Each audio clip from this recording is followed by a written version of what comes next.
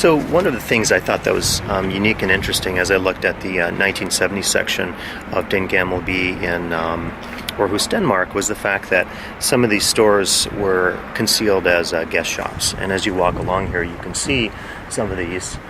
Some of these actually aren't open. So this first one is a photo shop. And in this particular one, there are old cameras here listed, although there are prices listed.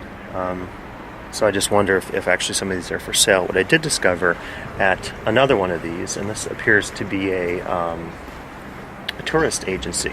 And again, you have posters and features from the 1970s, so it all gives it this appeal, a sense of authenticity.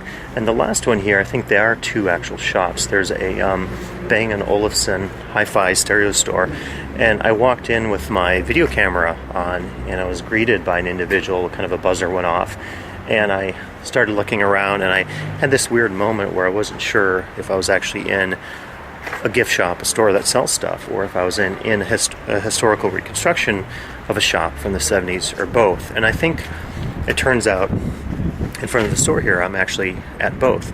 And so you walk into the store and you see some of the stuff is actually not real or not for sale and represents the era that it is purporting to represent. And then you have other stuff from Bang & Olufsen, the high-end audio gear, that is for sale. So I think what's unique about this moment here is that the guest is, at least momentarily, unsure as to whether or not something's being sold to them a la gift shop, or if something is being told to them, a story from history.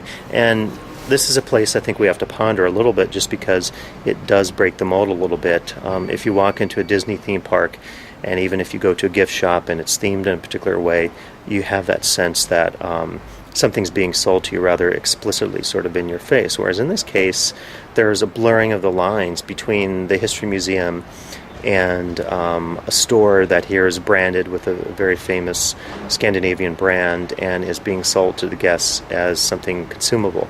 So a surprise around every corner, I think, when you visit some of these immersive spaces and you find something that you weren't expecting to see.